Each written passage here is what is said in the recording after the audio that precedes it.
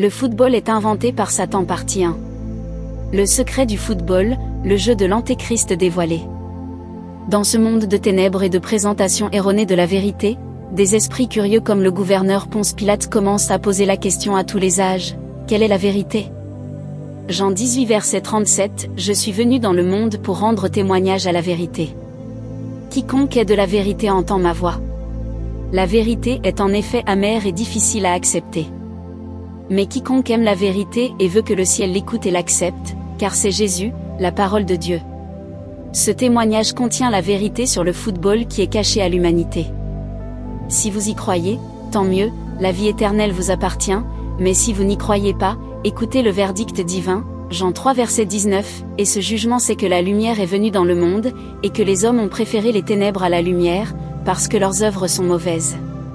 Témoignage de l'évangéliste Fumilayo Adebayo.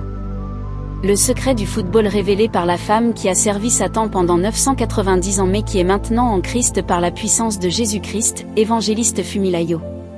Chapitre 1. Un concept mondial. Colossiens 3 verset 2, affectionnez-vous aux choses d'en haut et non à celles qui sont sur la terre. C'est une instruction solennelle du Créateur. Ce n'est pas seulement une instruction, mais un commandement. En fait, c'est une déclaration chaleureuse qui exprime la pensée de Dieu envers les choses de ce monde. Rien sur terre n'intéresse Dieu. Il y a des milliers de siècles, il avait décidé de ce qu'il fallait faire à l'égard de l'humanité. Genèse 6 versets 5 à 7, Dieu vit que la méchanceté des hommes était grande sur la terre, et que toutes les pensées de leur cœur se portaient chaque jour uniquement vers le mal. L'Éternel dit, j'exterminerai de la face de la terre l'homme que j'ai créé. Ce n'est pas seulement son peuple qui est concerné sur terre, très peu de gens croient en son Fils Jésus-Christ et ont abandonné le péché. Ils sont saints et obéissent à chaque instruction de Dieu à la lettre. Il les ramènera bientôt à la maison, au paradis. Après quoi la terre sera détruite. Il aurait dû venir les chercher par l'enlèvement depuis longtemps, mais il veut que davantage de gens, en particulier vous, se détournent du péché et rejoignent son peuple. Mais il a décidé de ne plus attendre. Il a promis de venir à tout moment à partir de maintenant, vous feriez mieux de vous repentir, il est trop tard. De l'autre côté de la médaille, Satan a pour mission de rendre la terre plus attrayante et plus confortable pour l'homme. Il orchestre l'invention de concepts, de gadgets et de machines, de jeux, etc. pour faire oublier à l'homme l'avertissement divin de Colossiens 3:2, affectionnez-vous aux choses d'en haut, et non à celles qui sont sur la terre. Il existe d'innombrables choses de confort dans le monde aujourd'hui. Plusieurs activités sont inventées pour vous éloigner de votre Créateur. La progression du plan satanique de tromperie est pleinement évidente dans l'Église d'aujourd'hui. Les concepts mondains sont maintenant acceptés et mis en pratique dans l'Église. Il n'y a aucune différence entre les gens de la parole et ceux qui prétendent être chrétiens. Dieu déteste les pratiques mondaines qui donnent du plaisir aux gens du monde. La raison pour laquelle de telles choses conduisent au péché. Cependant, il est dommage que les habitants de la terre aiment ce que Dieu leur Créateur déteste. Pourquoi aimez-vous le péché? Pourquoi aimez-vous le monde? Jacques 4 verset 4. Ne savez-vous pas que l'amour du monde est inimitié contre Dieu? Quiconque veut être ami du monde se rend ennemi de Dieu. Vous avez le choix, soit vous attachez aux choses célestes et vous atteignez enfin au ciel, soit vous attachez aux choses terrestres et vous périssez avec le monde, soit vous aimez le monde et vous devenez ennemi de Dieu, soit vous haïssez le monde et vous devenez ami de Dieu. Le football n'est pas un concept de Dieu. Il vient du monde. Chapitre 2. L'agenda satanique. Que vous le croyez ou non, le football est né de l'initiative de Satan, par l'intermédiaire d'une personnalité appelée l'Antéchrist. Son objectif secret est de détruire l'homme. Le football est un jeu de vanité. Il consiste à vous enregistrer comme membre du royaume de l'Antéchrist. L'Antéchrist est une personnalité satanique qui gouvernera le monde pendant 7 ans, à l'occasion de l'enlèvement. Le royaume des ténèbres tout entier est prêt et attend avec impatience le règne de l'Antéchrist. Le monde lui-même est également prêt pour le règne de l'Antéchrist. L'Antéchrist, par l'intermédiaire de ses agents, a organisé le système du monde qui convient à son règne. L'enlèvement des saints est l'obstacle actuel à sa pleine manifestation. Ces opérations sont visibles partout dans le monde. La marque de la bête est associée à l'Antéchrist. Cette marque existe déjà, car les gens ont commencé à l'obtenir. L'Antéchrist est une bête qui gouvernera le monde. La Bible décrit son règne comme la période de la grande tribulation. Pendant son règne, le monde aura un gouvernement unifié, un seul gouvernement. Et il dirigera le gouvernement en tant que président mondial. L'Antéchrist gouvernera tous les pays et dirigera le cours de toutes les nations. Le monde entier utilisera une seule monnaie qui n'est accessible que par la marque 666. Quiconque reçoit la marque est condamné pour toujours, il est séparé de Dieu pour toujours. Quiconque reçoit la marque ne peut plus jamais être réconcilié avec Dieu. La marque est un sceau de perdition qui identifie une personne à Satan pour toujours. La marque sera portée ou obtenue soit à l'arrière du côté droit, soit sur le front. Apocalypse 13 versets 1 à 18, 2 Thessaloniciens 2 versets 8 à 12, Daniel 9 verset 27, Apocalypse 14 versets 9 à 11, 1 Thessaloniciens 2 versets 8 à 12. Méfiez-vous de l'implantation de la micropuce, c'est la marque de la bête. Outre le fait que les personnes qui ratent l'enlèvement sont exposées au danger de recevoir la marque de perdition, 666, qui les scelle pour la condamnation éternelle. Ils vivront le plus terrible des temps, Daniel 12 verset 1, et ce sera un temps de détresse tel qu'il n'y en a point eu de semblable depuis que les nations existent jusqu'à cette époque. La période du règne de l'Antéchrist sera une période de torture inexplicable pour tous ceux qui recevront la marque de la bête. Dieu lui-même les torturera pour avoir rejeté son Fils Jésus-Christ. 2 Thessaloniciens 2 verset 12, afin que tous ceux qui n'ont pas cru à la vérité, mais qui ont pris plaisir à l'injustice, soient condamnés. Chapitre 3. Origine du football. Le football n'est pas un jeu inventé par l'intelligence humaine. C'est une idée importée du royaume des ténèbres, précisément du royaume de l'Antéchrist. Le football est un jeu de l'Antéchrist. En tant qu'ancien membre du royaume satanique, je comprends le cerveau qui se cache derrière le football. Vous m'avez cru. Mon dévouement, mon intelligence et mon incompétence pendant que je servais Satan m'ont valu le rare privilège d'être membre du conseil exécutif du royaume des ténèbres. Cet organisme est le bras de contrôle du royaume des ténèbres, il décide de tout ce qui se passe. La majorité des membres sont des démons, anges déchus, seuls quelques humains sont autorisés à en faire partie. Il y a plusieurs raisons à cela, l'une d'entre elles étant que Satan ne veut pas que ses plans et ses activités soient dévoilés. Lors des réunions exécutives, pendant que j'y étais, il y avait une personnalité qui représente souvent l'Antéchrist. Cette personnalité est sud-coréenne et porte le titre de révérend. Il est la bête déguisée. Il a été invité il y a quelques années par une église populaire au Nigeria. Lors d'une réunion du bras exécutif des ténèbres, l'Antéchrist a déclaré que le monde entier devait s'unir pour faciliter l'installation de l'Antéchrist comme président mondial. Cette suggestion a ouvert la voie à plusieurs réactions lors de la réunion, car il a été jugé difficile d'unifier la race humaine. Depuis des temps immémoriaux, l'unité de la race humaine a été détruite par un acte de Dieu. Genèse 11 versets 1 à 9, toute la terre avait une même langue et un même langage. Comme ils partaient de l'Orient, ils trouvèrent une plaine dans le pays de Shinéar, et ils y habitèrent. Ils se dirent l'un à l'autre, allez, faisons des briques, et cuisons-les au feu. La brique leur tenait lieu de pierre, et le bitume leur tenait lieu de mortier. 4 Ils dirent, allez, bâtissons-nous une ville et une tour dont le sommet touche au ciel, et faisons-nous un nom, de peur que nous ne soyons dispersés sur la face de toute la terre. L'Éternel descendit pour voir la ville et la tour que bâtissaient les fils de l'homme. L'Éternel dit, voici, ce peuple est un, et ils ont tous une même langue, c'est là qu'ils commencent à faire, et maintenant rien ne les empêchera de faire ce qu'ils ont projeté de faire. Allez, descendons, et là confondons leur langage, afin qu'ils n'entendent plus la langue l'un de l'autre. L'Éternel les dispersa de là sur la face de toute la terre, et ils cessèrent de bâtir la ville. C'est pourquoi on l'appela du nom de Babel, car c'est là que l'Éternel confondit le langage de toute la terre, et c'est de là que l'Éternel les dispersa sur la face de toute la terre. À cette époque, tous les habitants de la terre étaient unis. Ils parlaient une seule langue, sans diversité linguistique. Ils étaient unis de cœur et poursuivaient un seul but à la fois. Dieu est descendu du ciel pour détruire leur unité, les dispersant en leur donnant des langues différentes. La raison en est qu'ils travaillaient contre la volonté et le plan de Dieu pour l'homme. Dieu voulait que l'homme remplisse, multiplie et remplisse toute la terre. Genèse 1 verset 28, Dieu les bénit, et Dieu leur dit, soyez féconds, multipliez, remplissez la terre, et soumettez-la, dominez sur les poissons de la mer, sur les oiseaux du ciel, et sur tout animal qui se meut sur la terre. Mais ils décidèrent de vivre ensemble dans un lieu. C'est pourquoi Dieu dut les disperser. Depuis ce temps-là, les enfants des hommes cohabitent sur la terre avec des différences de nature. L'intention de l'Antéchrist fut donc considérée comme une idée irréaliste par la majorité des participants à la réunion. Cependant, le représentant de l'Antéchrist présenta le moyen par lequel cette tâche apparemment difficile sera accomplie. Nous unifierons le monde entier par le jeu du football, dit le représentant de l'Antéchrist.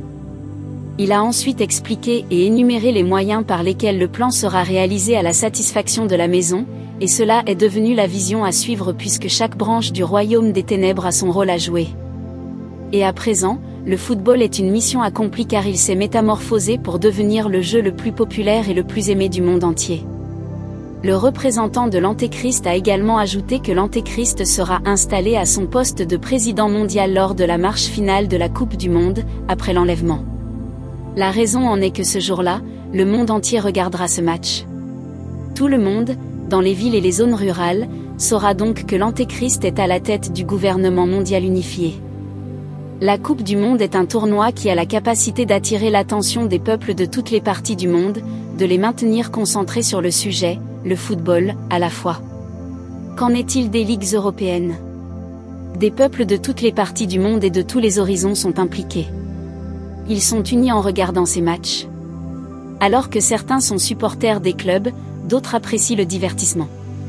Chacun a son club et son joueur préféré. Le football est un élément commun qui rassemble les peuples du monde entier, quelles que soient leurs différences. Le point commun entre les blancs et les noirs est le football. Le point commun entre les personnes de religions différentes est le football.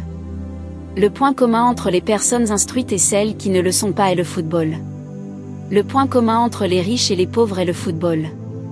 Le football est un sport bien compris par les blancs, les noirs, les riches, les pauvres, les illettrés, les érudits, les enfants et les adultes. Les chrétiens modernes, les musulmans, les hindouistes, les traditionalistes et les autres personnes religieuses comprennent et aiment tous le football. Mais bien aimés, le football n'est pas de Dieu, les amoureux du football sont des amoureux de l'Antéchrist, ils rateront l'enlèvement, vous êtes prévenus. Chapitre 4. Le Dieu du football. Derrière le football se cache un esprit. Cet esprit n'est pas celui de Dieu, mais celui de Satan, comme nous l'avons vu dans le chapitre précédent. L'esprit du football est ce que les analystes sportifs ou les commentateurs appellent souvent le Dieu du football. Certains d'entre eux ne comprennent peut-être pas l'implication de ce terme, mais il s'agit d'une référence à l'esprit satanique qui dirige le football. Au Brésil, il existe un temple dédié à ce démon, et les gens s'y rendent pour adorer le Dieu du football, comme on l'appelle populairement. En 2010, un de mes pasteurs se trouvait dans les locaux de l'église. Un homme s'est approché de lui et a demandé à voir le pasteur responsable de l'assemblée. Lorsqu'il s'est rendu compte qu'il se trouvait devant la personne qu'il voulait voir, ils ont commencé à discuter. Je suis entraîneur d'une équipe de football. Mon équipe a participé à plusieurs tournois de football à l'intérieur et à l'extérieur du pays. Nous allions participer à un tournoi et je voudrais que vous priez pour moi afin que mon équipe en sorte gagnante, a déclaré l'homme. Le pasteur a dit, je ne crois pas au football.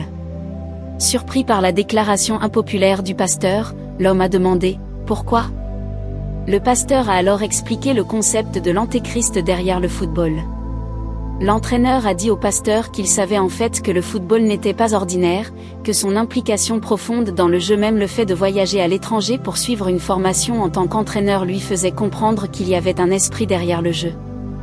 L'esprit du football est responsable de sa prospérité. Les joueurs sont influencés consciemment ou inconsciemment par cet esprit pour comprendre le jeu et jouer avec habileté. La démonstration de compétences sur le terrain n'est pas seulement le résultat d'un entraînement rigoureux et de l'expérience, mais aussi l'influence de l'esprit du football. Certains joueurs et entraîneurs se livrent à la sorcellerie ou à l'occultisme pour se vanter de l'influence de ce démon et s'assurer son soutien et sa faveur. Le football est devenu un sport fascinant, cette fonction du démon, esprit, du football. L'esprit fait aimer le jeu aux gens. Le football a une forte influence sur les gens, il est si difficile de le quitter malgré les chagrins qu'il leur a causés. Ce jeu a une telle emprise sur les gens qu'ils n'ont d'autre choix que de le pratiquer, quel que soit leur emploi du temps chargé. Vous aimez le football parce que vous avez été possédé par le démon du football. Presque tout le monde dans le monde a été possédé par ce démon, seuls quelques-uns sont restés. Beaucoup ont été possédés dès le ventre maternel ou dans leur enfance. Ils grandissent donc en devenant de bons et talentueux footballeurs. Le football n'est pas un concept de Dieu. Non, vous êtes possédé par l'esprit du football qui vient de Satan. Vous feriez mieux de chercher la délivrance avant qu'il ne soit trop tard. Dieu ne peut pas choisir le football pour vous comme carrière. Tout pasteur ou prophète qui vous dit que Dieu dit que le football est votre carrière parle sous l'influence de l'esprit de l'Antéchrist. Tout rêve ou rencontre surnaturelle que vous avez eu dans le passé affirmant que votre destin était de devenir footballeur ne vient pas de Dieu mais de l'Antéchrist. Le dieu du football est un démon qui possède un temple populaire au Brésil où il est vénéré. De plus, pendant la Coupe du Monde de 2010 en Afrique du Sud, une idole du football au Japon a stimulé l'économie du pays. Des gens de différentes parties du monde ont rendu visite à l'idole, lui ont donné des coups de pied et ont demandé des faveurs pour l'équipe qu'ils soutenaient. Cela a fait beaucoup de fortune au peuple japonais. Chapitre 5. Le football est de l'idolâtrie. Exode 20 verset 2, « Tu n'auras pas d'autre Dieu devant ma face ». L'idolâtrie est l'adoration d'une divinité, d'une personne ou d'une chose. C'est la dévotion ou l'engagement envers un concept ou un dispositif créé par cette divinité qui n'est pas Dieu. C'est aussi une façon d'adorer Dieu qui ne passe pas par Jésus-Christ. Dieu ne veut pas que nous adorions quoi que ce soit, concept ou personnalité, à part lui. Toute personnalité, tout concept auquel vous donnez l'honneur, l'affection que vous êtes censé donner à Dieu est votre idole. Le jeu de football est une idolâtrie parce qu'il prend la place de Dieu dans le cœur des hommes. Je vais parler de l'idolâtrie dans le jeu de football. Si tu te reconnais dedans, il faut que tu te répandes. Pensez et discutez du football. Les amateurs de football y pensent toujours et en discutent tout le temps, où qu'ils se trouvent. Pensez-vous à Dieu, ou à sa parole, comme vous pensez au football ? Certaines personnes ne prennent même pas le temps d'étudier la Bible, encore moins de la méditer. Lorsqu'ils marchent dans la rue, leur esprit est tourné vers le football, mais ils ne passent pas suffisamment de temps à méditer sur la parole de Dieu. Ils ne se souviennent même pas des Écritures en marchant dans la rue. Les fans de football parlent de football partout où ils vont, mais ne parlent pas de la Bible ou ne prêchent pas l'évangile de notre Jésus-Christ aux autres. Ils sont timides pour parler de Jésus, mais audacieux pour parler de la Ligue des champions de l'UEFA et des matchs de la Ligue de football. Regarder ou jouer au football aux dépens de l'adoration de Dieu, au lieu de manquer un match de football important, les amateurs de football manquent le service religieux. Certains chrétiens n'assisteront pas au programme hebdomadaire de l'église si le jour du match de football, qui est crucial, tombe le même jour et à la même heure que le service. Certains peuvent même aller à l'église mais leur esprit ne sera pas au service, souhaitant que le prédicateur termine à temps pour qu'ils puissent aller voir le match ou recueillir l'essentiel du match joué. Il y a des gens qui n'ont pas le temps de faire des prières personnelles, d'évangélisation et d'études bibliques, mais doivent prendre le temps de regarder ou de jouer au football. Vous êtes un adorateur d'idoles si vous faites partie de cette catégorie. Idolâtrer les joueurs en chantant leurs louanges fait de vous un adorateur d'idoles. Seul Dieu est digne de nos louanges. Porteurs des djinns portant leur image et leur nom fait de vous un adorateur de l'homme. Cela ne glorifie pas Dieu. 1 Corinthiens 10 verset 31. Tout ce que vous faites, faites tout pour la gloire de Dieu. Le football glorifie Satan et lui-même. Tous ceux qui sont impliqués sont donc sous la colère de Dieu. Toutes les pratiques du football sont contraires à la parole de Dieu. Immoralement, le football encourage toutes les formes d'immoralité. Voici un commentaire sur le net à propos de l'équipe féminine de football de Suède. 69% des femmes de l'équipe de football sont lesbiennes. 72% ont des relations sexuelles lorsqu'elles sont réunies en équipe. Un chrétien qui est dépourvu de mondanité et qui possède l'Esprit de Dieu ne peut pas apprécier ou aimer le football. C'est un spectacle dégueulasse à voir. Pourquoi devriez-vous tomber amoureux du football ? Point noir, vous n'êtes pas de Dieu parce que vous êtes dépourvu du Saint-Esprit. Il est bon que vous vous repentiez avant de périr avec une multitude de fans de football. Autres péchés associés au football. Colère et amertume, la manière dont un joueur ou une équipe joue peut parfois vous agacer, peut-être que vous vous attendez à un long coup de pied de la part d'un joueur et qu'il en donne un court, ce qui empêche l'équipe de marquer un but nécessaire. Cela peut entraîner de la colère et de l'amertume. Un joueur peut même rater un penalty, ou votre équipe favorite perdre un match qu'elle s'attendait à gagner, l'entraîneur peut même faire défiler une mauvaise sélection de joueurs pour un match crucial. Tout cela et bien d'autres pourraient vous mettre en colère. Si l'enlèvement se produit à ce moment-là, irez-vous au paradis? Non, car personne avec colère et amertume ne peut aller au paradis. Galates 5 versets 19 à 21 Or, les œuvres de la chair sont manifestes, ce sont l'impudicité, l'impureté, la dissolution, l'idolâtrie, la magie, les inimitiés, les querelles, les jalousies, les animosités, les querelles, les divisions, les sectes, 21 l'envie, les meurtres, l'ivrognerie, les excès de table, et les choses semblables. Je vous dis d'avance, comme je vous l'ai déjà dit, que ceux qui commettent de telles choses n'hériteront point le royaume de Dieu. Injurieux et maudissant, si vous êtes sincère envers vous-même, vous ne verrez aucun match sans insulter ou maudire un joueur, un entraîneur, une équipe, un arbitre ou un juge de touche. Même lorsque vous n'ouvrez pas la bouche pour insulter ou maudire. Votre cœur le fait. Personne qui insulte ou maudit n'ira au paradis, Matthieu 5 verset 22, mais moi, je vous dis que quiconque se met en colère contre son frère mérite d'être puni par les juges, quiconque dit à son frère, Raka, mérite d'être puni par le Sanhédrin, mais quiconque lui dit, insensé, mérite d'être puni par le feu de la géhenne. Jeu d'argent, certains joueurs et supporters vont jusqu'à parier en prédisant le résultat ou l'issue des matchs. Ivres, prise de boissons alcoolisées, dans la quête de détente ou de gaieté pendant un match, pour célébrer la victoire et essayer de surmonter les sentiments blessants de la défaite, les gens prennent de l'alcool ou s'enivrent. La prise de boissons alcoolisées est un péché. Éphésiens 5h18, ne vous enivrez pas de vin, c'est de la débauche, mais soyez remplis de l'esprit. Violence, bagarre et violence. Il est dommage que l'Église de Dieu soit aussi amoureuse de l'esprit du football. Certains soi-disant pasteurs prennent même des dispositions pour que les membres puissent regarder des matchs de football dans les locaux de l'Église. Quelle activité profane dans la maison de Dieu! En fait, certaines églises ont des équipes de football. Cela en dit long sur la dépravation du christianisme moderne. Certains pasteurs ont été trompés ou manipulés pour penser que s'impliquer dans le football est un moyen d'évangélisation. Les jeunes qui se rassemblent dans l'église par le biais du football ne sont que des pratiquants, ils ne sont pas nés de nouveau mais sont dans l'église pour plaire aux pasteurs qui les parrainent. C'est le concept du monde. Le Seigneur est contre cela, c'est l'ennemi du Seigneur. Le jeu du football est une idolâtrie parce qu'il vient de l'ennemi de notre Seigneur Jésus-Christ. Si vous êtes en véritable amitié avec Jésus-Christ, vous n'accepterez pas et n'aimerez pas un concept qui vient de son ennemi. Chapitre 6. Sorcellerie dans le football. Les joueurs, les entraîneurs et les officiels s'impliquent dans la sorcellerie pour pouvoir jouer de manière excellente. Ils visitent les herboristes et les sources pour acquérir le pouvoir de jouer habilement. En fait, certains ont rejoint une confrérie ou une secte, dans leur quête pour devenir footballeurs professionnels ou gagner des trophées. Tous ces joueurs, entraîneurs et officiels finiront en enfer avec leurs supporters. Certains supporters ne sont pas directement impliqués dans la sorcellerie ou le culte, mais iront en enfer pour les raisons suivantes. Adorer les démons, en louant ou en appréciant les joueurs.